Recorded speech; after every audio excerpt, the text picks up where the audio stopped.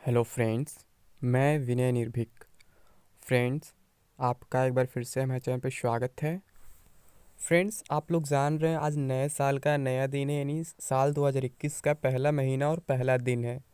तो आप लोग एक दूसरे को हैप्पी न्यू ईयर वगैरह विश कर रहे होंगे, हो सकता है मुझे विश करें और मेरे तरफ से भी ऐसी उम्मीद रखें। तो फ्रेंड्स, मैं आपसे यही कहूँगा कि मैं आप लोगों को हैप्पी न्यू ईयर बोल के आपको ये न्यू ईयर विश करने वाला नहीं हूँ, क्योंकि मैं हमेशा आप लोग से कहता हूँ फ्रेंड्स कि आप लोग प्रैक्टिकल बने, ना कि माइथोलॉजिकल बने। यानी कि आप जैसा कर्म करेंगे वैसा ही फल मिलेगा। हम लोग हर एक दूसरे को क्या हर एक साल यही विश करते हैं, happy new year happy new year, और बाद में यही दोषी ठहराते हैं कि ये साल हमारा बहुत ख़राब गया है, काश अगला अच्छा चला जाए। मतलब जो साल बीतता है हम लोग कुछ ना कुछ उसकी कमियां निकाल ही देते हैं फ्रेंड्स। ठीक है, और इस बार तो वाकई में पूरी दुनिया के लिए ख़राब गया है, तो कहने की कोई बात नहीं है। लेकिन फ्रेंड्स, केवल कहने से आपका न्यू ईयर जो हैप्पी नहीं होने वाला है, आपको उसके लिए मेहनत करना पड़ेगा। कहा जाता है ना, आप जो बोएंगे वही काटेंगे, यानी आप जो कर्म करेंगे वही आपको फल में मिलने वाला है। तो अगर आप पिछले कुछ महीनों में कुछ अच्छे काम किए हैं, तो इस साल के शुरुआत में उसके अच्छे परिणाम मिल सकते हैं। या फिर मान लीजिए आपने अभी तक कुछ अच्छा काम नहीं किया, अब अगर आप अच्छा करने का ठान लिए हैं, यानी इस नए साल में कुछ नया शुरुआत करना चाहते हैं, कुछ अच्छा काम करना चाहते हैं, तो इसका फल आपको साल के अंत में मिल सकता है, अगले साल मिल सकता है। यानी कि मैं कहना यही चाह रहा हूँ फ्रेंड्स, कि जैसा आप कर्म करेंगे वैसा ही फल मिलेगा। किसी के विश करने से आपका न्यू ईयर जो है हैप्पी या सैड नहीं होने वाला है। क्योंकि अगर ऐसा कहने से कुछ हो जाता तो लोग बहुत कुछ एक दूसरे को कहते हैं तो ऐसा हो जाता, बट ऐसा कभी होता नहीं है। यानी कि कहने से कुछ नहीं होता है फ्रेंड्स, करने से होता है। तो आप जैसा कर्म करेंगे वैसा ही फल मिलेगा। उम्मीद करूंगा कि आपका भी फ्यूचर ऐसा बने, अच्छा बने, और हैप्पी न्यू ईयर वर्ड की जगह मैं ये कहूँ कि आप लोग को इस साल सिलेक्शन मिल जाए। ठीक है, ताकि आप लोग की भी लाइफ सिक्योर हो जाए। ठीक है, अब हम अपने टॉपिक पे बात करते हैं फ्रेंड्स। जैसे कि मैं यहाँ लिखा हूँ, आरआरबी एनटीपीसी एग्ज़ाम 2020 अब तक के एग्ज़ाम्स का निचोड़। तो फ्रेंड, जैसा कि आप लोग जान रहे हैं, फर्स्ट फेज़ का जो है अभी केवल 3 दिन एग्ज़ाम हुआ है, फिर उसके बाद ब्रेक लगा दिया गया है। कब कब हुए? 28, 29 और 30 दिसंबर को दो दो शिफ्ट में, यानी कुल 6 शिफ्ट में एग्ज़ाम्स हुए हैं। तो जब मैं कल सुबह यह बात बोल रहा था कि 31 से 3 तारीख तक कोई एग्ज़ाम नहीं है, तो बहुत से लोग मेरे बात विश्वास नहीं कर रहे थे, जैसे मैं उम्मीद किया था उसी वीडियो में। मैं आप लोग से यही बोल रहा था कि बहुत से लोग फेक न्यूज़ अभी लाएंगे, अभी कहेंगे मैं एडमिट कार्ड दिखा दूँ, मैं ये कर दूँ, मैं वो कर दूँ कि मेरे एग्ज़ाम स्टेट के बीच में है। तो ऐसा बहुत लोग किए भी। ठीक है, लेकिन उसके बाद जैसे ही मेरे बातों को कॉपी किया जाने लगा कल शाम तक कि अब 31 तारीख से 3 तारीख के बीच कोई एग्ज़ाम नहीं है, तब आप लोग को विश्वास हुआ कि हाँ, मैं सही बोल रहा था। ठीक है, आप लोग को वैसे विश्वास नहीं होता है, क्यों? क्योंकि आप लोग क्या होता है ना, आप लोग लॉजिकल नहीं सोचते हैं। मैं यही कहूँगा ना, आप लोग जैसे किसी एक के पीछे एक मतलब ब्लाइंडली विश्वास कर लेते हैं, किसी एक के बात को ब्लाइंडली एकदम नकार देते हैं।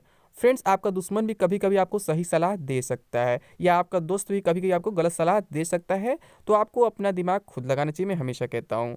ठीक है, तो जब तक मैं अकेले कहा तब तक आप लोग नहीं मान रहे थे, क्योंकि मैं बहुत पहले सुबह ही बता दिया था, बाकी लोग बाद में कॉपी करने लगे, तो आप लोग माने कि हाँ 3 दिन एग्ज़ाम, 4 दिन ये एग्ज़ाम नहीं है। ठीक है, अब जो भी हो हुआ, मतलब जाने दीजिए उसको, ये आप लोग की सोच है। मैं आप लोग को बार बार समझाता हूँ कि आप लोग प्रैक्टिकल बनिए, और आप लोग किसी के बात पे ऐसे विश्वास ना करिए। कुछ सोच समझ के ही विश्वास करिए, कुछ लॉजिक के साथ बात करिए, कुछ प्रूफ के साथ बात, तभी समझ में आता है। तो जब मैं बोला तो आप लोग नहीं माने थे, कोई बात नहीं है। अब हम बात करते हैं अब तक के हुए एग्ज़ाम्स का निचोड़, यानी जो 3 दिन या फिर 6 शिफ्ट में एग्ज़ाम हुए हैं, तो वो एग्ज़ाम कैसा रहा, उसके बाद कट ऑफ कितना जा सकता है, सेफ अटेम्प्ट्स वगैरह कितना रहें। ठीक है, तो बहुत से लोग क्या किए हैं फ्रेंड्स, पहले कट ऑफ की हम बात कर लेते हैं। अभी कट ऑफ के बारे में ही डिस्कशन शुरू कर दिए हैं।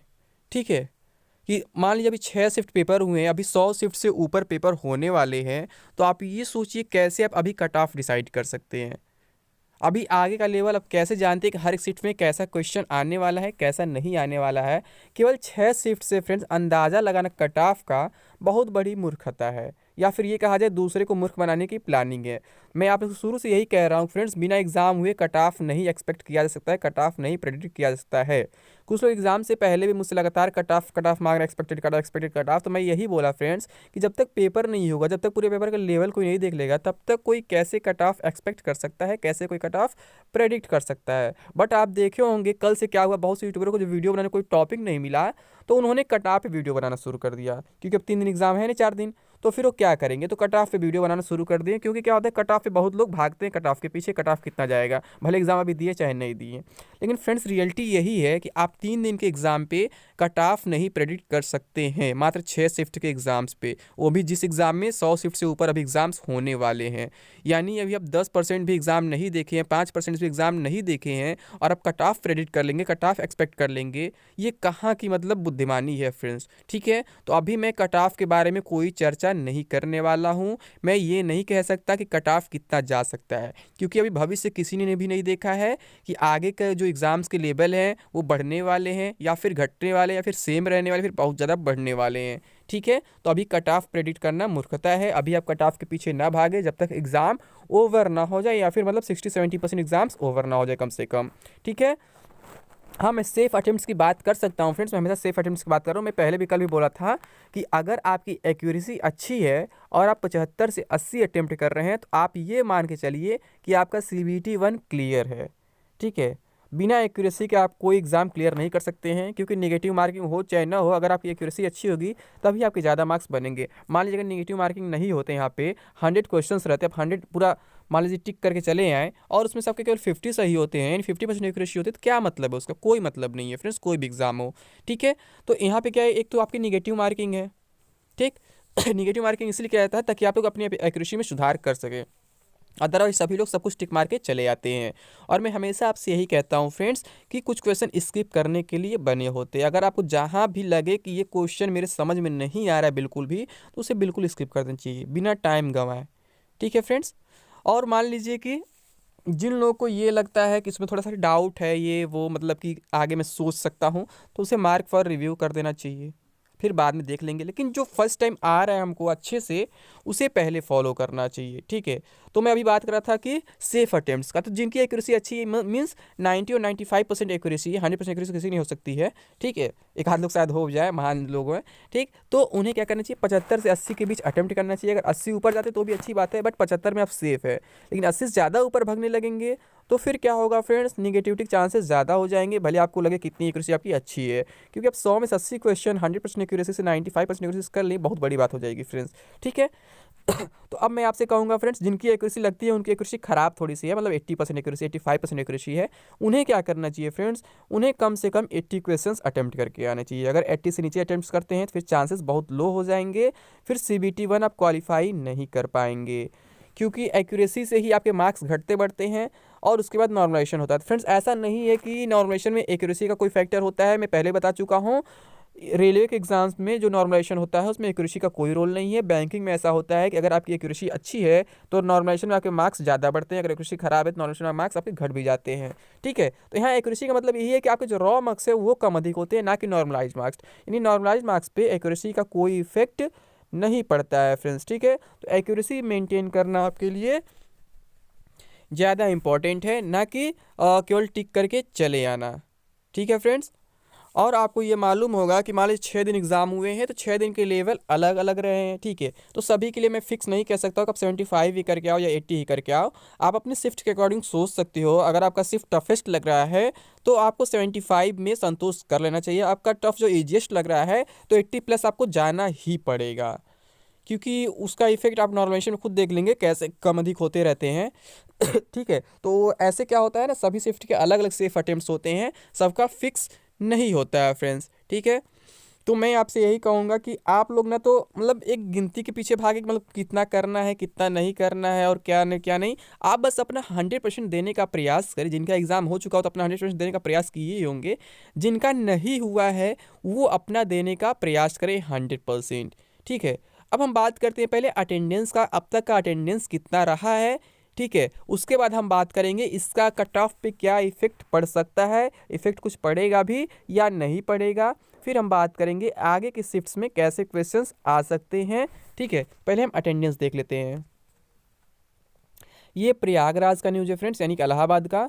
55% ने दी आरआरबी की एनटीपीसी परीक्षा। प्रयागराज रेलवे भर्ती बोर्ड आरआरबी प्रयागराज द्वारा ली जा रही non technical popular category NTPC के विभिन्न पदों की भर्ती परीक्षा में बुधवार को 55% अभ्यर्थी शामिल हुए। परीक्षा 3 राज्यों के 10 शहरों में बनाए गए सभी 49 केंद्र में हुई। पहली पाली में 7,881 अभ्यर्थी में से 4,408 अभ्यर्थी ही परीक्षा में शामिल हुए। इसी तरह दूसरी पाली में 7,881 अभ्यर्थी में से 4,278 अभ्यर्थी मौजूद रहे। आरआरबी प्रयागराज के चेयरमैन आर.ए. जमाली ने बताया कि इस परीक्षा सभी केंद्रों में शांतिपूर्ण ढंग से निपटी। इस दौरान 55% अभ्यर्थी परीक्षा में आज शामिल हुए। ये तो केवल एक दिन का है फ्रेंड्स, यानी 30 दिसंबर का है, बुधवार का है। तो इससे आप अंदाज़ा लगा सकते हैं बाकी दिनों में भी इसी के आसपास जो है अटेंडेंस रहा होगा, यानी कि लगभग 50 से 60% के बीच आपका अटेंडेंस रहा होगा।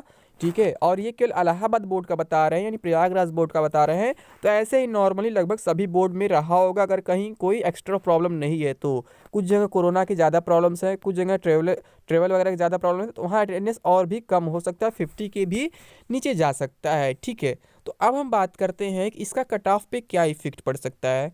तो फ्रेंड्स, मैं आपको सबसे पहले एक बात बता दूं कि एग्ज़ाम्स वही लोग छोड़ते हैं जिन्हें प्रिपरेशन कंप्लीट नहीं लगता है अपने मन में, या फिर जिन्हें एग्ज़ाम से कोई मतलब नहीं होता है, केवल फॉर्म अप्लाई कर देते हैं, फिर भूल जाते हैं, फिर कहते हैं क्या करना है। तो ऐसे लोग मैक्सिमम केस में छोड़ देते हैं। या फिर वो लोग एग्ज़ाम्स छोड़ते हैं जो इससे अच्छे लेवल पे कहीं जॉब पा चुके होते हैं, सरकारी नौकरी पा चुके होते हैं। तो ऐसे लोग मात्र 2-4% होते हैं। बाकी जो होते हैं यही फालतू वाले होते हैं जो केवल फॉर्म भर देते हैं बट प्रिपरेशन नहीं करते हैं। तो क्या होगा फ्रेंड्स, इनसे कट ऑफ पे कोई इफेक्ट नहीं पड़ने वाला है। बट हाँ, जो 2-3% जो है जो एग्ज़ाम मतलब इसलिए नहीं दे रहे हैं क्योंकि कहीं जॉब पा चुके हैं, तो इनसे थोड़ा सा कट ऑफ पे इफेक्ट पड़ता है। बट ऐसे बहुत कम लोग मिलते हैं जो अब्सेंट होते हैं। ठीक है फ्रेंड्स, तो यानी कि हम सीधी भाषा में कहें तो आपका जो अटेंडेंस परसेंटेज है इसका कट ऑफ पे कोई ज़्यादा फर्क नहीं पड़ने वाला है। इससे कट ऑफ पे कोई इफेक्ट नहीं पड़ने वाला है, क्योंकि जो लोग मान लीजिए प्रिपरेशन कर रहे हैं वो एग्ज़ाम दे ही रहे हैं हर हाल में, चाहे एग्ज़ाम कितना भी दूर हो, किसी भी सिचुएशन में हो, ट्रैवल की व्यवस्था अपनी कर ही ले रहे हैं हर हाल में कहीं ना कहीं से। ठीक है, यानी अटेंडेंस को हम डायरेक्टली नकार सकते हैं कि इसका कोई कट ऑफ से कोई रिलेशन है। ठीक है फ्रेंड्स, तो अब हम बात करते हैं, मान लीजिए ये सब हो गया। कुछ बात मैं भूल गया, अभी कुछ बताना चाह रहा था, मुझे नहीं याद आ रहा प्रेजेंट में कि मतलब पीछे शिफ्ट में क्या क्या हुए, कैसे हुए। ठीक है, तो अब हम बात कर लेते हैं कि आगे के शिफ्ट्स में कैसे प्रश्न आ सकते हैं।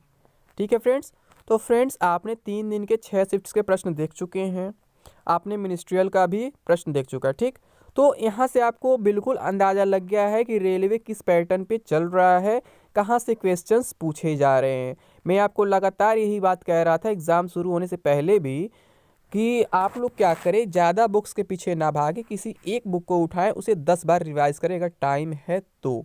ठीक है, बार बार बुक चेंज करने से क्या होगा, आपका नुकसान होगा, फ़ायदा नहीं होगा। आपको एक ही बुक बार बार पढ़ना चाहिए। अभी आप देख रहे हैं इस बार कंप्यूटर का वेटेज बढ़ गया है और कंप्यूटर क्वेश्चंस बहुत ही इजी आ रहे हैं।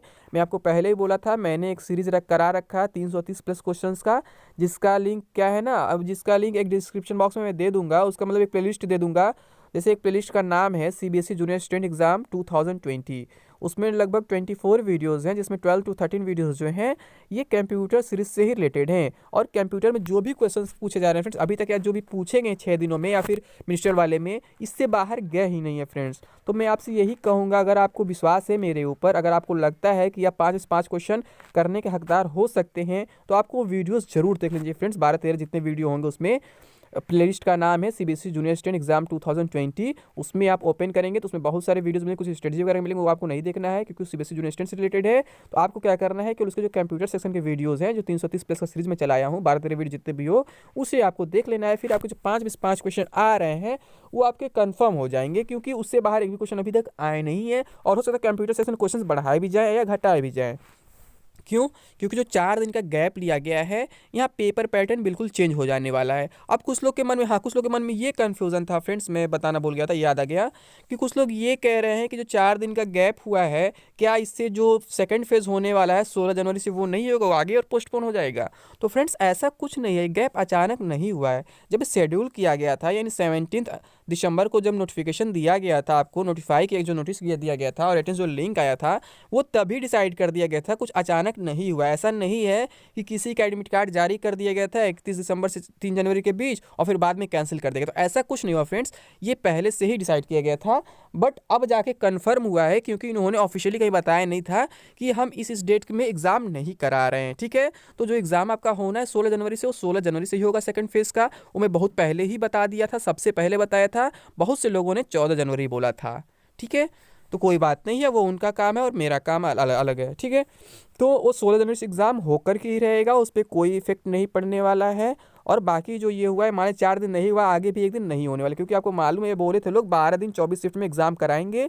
तो अभी क्या है, 4 तारीख से लेकर के 13 तारीख तक दिन जो है, इसमें 10 दिन पड़ रहे हैं। 10 दिन यानी कि 20 कितना हो जाएगा, 20 शिफ्ट, 6 शिफ्ट पहले हो जाएगा, यानी 26 शिफ्ट हो जाएगा। यानी कि आगे भी एक दिन का कोई गैप है जहाँ एग्ज़ाम नहीं होने वाला है, ठीक है। यानी कि आगे भी एक दिन अभी गैप है जहाँ आपको मालूम नहीं है। कमेंट बॉक्स में आप लोग अपने एग्जाम डेट्स बता सकते हैं, इससे कंफर्मेशन मिल सकता है किस डेट पे एग्जाम एक दिन और नहीं है, ठीक है। अब बात करें तो फ्रेंड्स हम लोग आगे की शिफ्ट में कैसे प्रश्न आ सकते हैं। तो मैं बता ही दिया कि अभी तक आपने जो भी पेपर्स देखे हैं, ठीक है, पुराना आप ग्रुप डी का भी उठा सकते हैं, एलपी का भी उठा सकते हैं। मैं पहले ही बोला था एग्जाम स्टार्ट में, तब भी बोला था कि रेलवे कुछ नहीं करता, वहीं से क्वेश्चंस को रिपीट करता है। इस एग्जाम का क्वेश्चन उस एग्जाम में डालता है, उस एग्जाम क्वेश्चन इस एग्जाम में डालता है। बस क्या होता है, करंट अफेयर्स थोड़ा सेक्शन नए हो जाते हैं जो पिछले साल से नहीं मैच करेंगे। लेकिन अभी जो मिनिस्ट्रियल का एग्जाम है उसका करंट अफेयर्स आप उठाएंगे तो उसमें से जरूर एक दो क्वेश्चन मिल जा रहे हैं जो एनटीपीसी में पूछे जा रहे हैं, ठीक है। तो फ्रेंड्स मैं आपको यही कहूँगा, जिनका एग्ज़ाम सेकंड फेज़ में है या इसी फेज़ में जिनका 4 तारीख से स्टार्ट होने वाला है, तो मैं ये कहूँगा फ्रेंड्स, अभी तक जितने भी एग्जाम्स हुए एनटीपीसी के जो 6 शिफ्ट हुए हैं या फिर मिनिस्ट्रियल के जो 8 शिफ्ट हुए थे, ठीक है, उन सभी के पूरे पेपर को आपको उठा लेना है। यानी कि जीके पार्ट हुआ या फिर साइंस पार्ट हुआ या फिर करंट अफेयर्स हुआ या फिर मैथ्स रीजनिंग, जो भी सब्जेक्ट है जो से रिलेटेड है, उसको आपको पूरा एक बार रिवाइज कर लेना, पेपर में कैसे क्वेश्चन पूछे जा रहे हैं। फिर जो जो क्वेश्चन आ रहे हैं ना उसके टॉपिक को पूरा डिटेल में आपको देखना है, क्योंकि उसी टॉपिक से कुछ चेंज होकर क्वेश्चन आएगा। जैसे मान लीजिए नोबेल पुरस्कार पे आ गया, कभी पूछ ले केमिस्ट्री का नोबेल पुरस्कार कौन पाया, कभी पूछ ले फिजिक्स का कौन पाया, कभी पूछ ले मेडिसिन का कौन पाया। तो ऐसे मतलब चेंज होते रहेगा, उसी टॉपिक से रिलेटेड रहेगा। लेकिन फ्रेंड्स ठीक है, तो आपको क्या करना होगा, ये सब जरूर देखना है। और बुक के बारे में पहले ही बता चुका हूँ फ्रेंड्स, अगर आपको जीके पढ़ना है तो लूसेंट से पढ़ना है, बाकी कहीं नहीं भागना है। और एक ही बुक के पीछे बार बार पढ़ना है, यानी एक ही बुक को 10 बार रिवाइज करना है। तो आपको एक नॉलेज हो जाएगा, आइडिया हो जाएगा कि किस टॉपिक में कैसे क्वेश्चन है, कैसे क्वेश्चन बनते हैं। क्यों आइडिया क्या मतलब याद हो जाएगा, आइडिया तो मान लीजिए पेपर से होता है प्रीवियस ईयर से, लेकिन आपको क्या मतलब होगा ना कि आपको एक कॉन्फिडेंस आ जाएगा मन में कि हाँ यही तो है साइंस में और कुछ है नहीं, यही तो है पूरा जीके में और कुछ है नहीं। तो कॉन्फिडेंस लाने के लिए क्या करना पड़ता है फ्रेंड्स, एक ही चीज़ को बार बार रिवाइज करना पड़ता है, ना कि 10 जगह से पढ़ना पड़ता है, ठीक है फ्रेंड्स। तो मैं आपसे यही कहूँगा, लूसेंट को फॉलो करिए, मैथ्स रीजनिंग आपके लिए प्रीवियस ईयर पेपर से लगाइए, और जो करंट अफेयर्स है उसको आप डेट वाइज ना भागें, टॉपिक वाइज भागें, ठीक है। और फ्रेंड्स इसके अलावा कुछ जो इंपॉर्टेंट हो जाते हैं रेलवे के लिए, जो विविध होते हैं, मिसलेनियस टॉपिक होते हैं, रिलेशंस में ही मिल जाएंगे। जैसे कि सबसे युवा राष्ट्रपति, सबसे युवा प्रधानमंत्री, और सबसे लंबे समय तक रहने वाले प्रधानमंत्री या फिर राष्ट्रपति, या फिर देशों की राजधानी, उनकी करेंसी जो है, और फिर वहाँ के राष्ट्रपति विदेशों में जो होती हैं अलग अलग देशों के राष्ट्रपति प्रधानमंत्री, फिर अपने यहाँ के मान लीजिए भारत में जो राज्य हैं उनके राज्यपाल, मुख्यमंत्री और उनके कैपिटल वगैरह। मतलब कि ऐसे बहुत सारे जो कॉमन क्वेश्चंस जो रेलवे में बार बार पूछे ही जाते हैं और आपके 2-3 मार्क्स कंफर्म करा सकते हैं फ्रेंड्स, अगर आप इन्हें अच्छे से रट लेते हैं, समझ लेते हैं, कहीं से भी एकदम माइंड में सेट कर लेते हैं। तो फिर क्या होगा ना, अब जैसे जो 4 दिन गैप किया गया, पेपर का पैटर्न आप समझ लिए, मान लीजिए पिछले 3 दिन का पेपर आप देख लिए, तो कुछ कुछ उसमें चेंजेस देखने को मिले, क्योंकि गैप लिया गया तो पेपर नए तरीके से बनाया जाएगा, तो कुछ ना कुछ चेंजेस जरूर आ जाएंगे। हो सके कुछ टॉपिक हटा ही दिया जाए यहाँ से जो अभी तक पूछे जा रहे थे, या कुछ टॉपिक नए इंक्लूड कर दिया जाए, ठीक है। तो ऐसे बहुत से चेंजेस हो सकते हैं फ्रेंड्स, बट चेंजेस उतना ज़्यादा नहीं होंगे कि आपको ज़्यादा नुकसान हो। आपको क्या करना है, उस पैटर्न को पकड़ना है कि रेलवे और टीसीएस मिलकर किस पैटर्न को फॉलो कर रहे हैं। तो आपको केवल जो 3 दिन का एनटीपीसी हुआ उसके पीछे नहीं भागना है, इससे पहले जो मिनिस्ट्रियल हो उस पर भी आपको ज़्यादा फोकस करना है, क्योंकि वहाँ से आपको डायरेक्टली क्वेश्चन मिल सकते हैं। लेकिन जो तत्काल एनटीपीसी में एग्जाम हुए हैं उससे डायरेक्टली क्वेश्चन आपको एनटीपीसी में नहीं मिलेंगे, इसके जो क्वेश्चन होंगे आपके डायरेक्टली ग्रुप डी में मिल सकते हैं, ठीक है।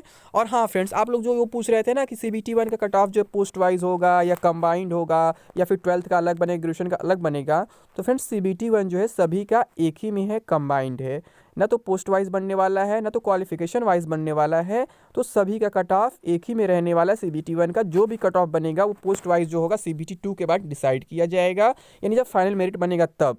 अभी क्या है, सीबीटी 1 सभी के लिए एक ही है, वो मिनिमम क्वालिफाइंग मार्क्स फिक्स करेंगे अपने अकॉर्डिंग, सभी पोस्ट का जो कंबाइंड रहेगा एक ही में, तो वो एक ही रहने वाला है। लेकिन अभी मैं कट ऑफ आपको नहीं बता सकता फ्रेंड्स, क्योंकि अभी एग्जाम्स 10% भी नहीं हुआ, 5% भी नहीं हुआ है, तो मैं एग्जाम्स आपको नहीं बताने वाला हूँ कि मतलब कट ऑफ नहीं बताने वाला कि इस एग्जाम के कट ऑफ कितने जा सकते हैं फ्रेंड्स। मैं बस आपसे यही कहूँगा कि आप लोग प्रिपरेशन में लगे रहें, कट ऑफ के पीछे ना पड़ें, और मैं कोशिश करूँगा जिन जिन क्वेश्चन में बोला इंपॉर्टेंट है उन्हें मैं आपको यहाँ पे करा दूँ, ताकि आप लोग भूलें ना। जैसे कि होता है ना कि ये सब पूछ ले रहा है, सीईओ वगैरह, जैसे वॉलमार्ट के सीईओ कौन है, अमेजोन के कौन है, ये सब मतलब बहुत ज़्यादा फाउंडर वगैरह पूछ ले रहा है। तो ये सब भी आपको नॉलेज होना ही चाहिए। सब वीडियो में अलग से ला दूंगा आपके लिए, ताकि आप वेल प्रिपेयर्ड हो सके अपने एग्ज़ाम से पहले। ठीक है फ्रेंड्स, तो अभी के लिए बस इतना ही। Thank you. जय हिंद, जय भारत।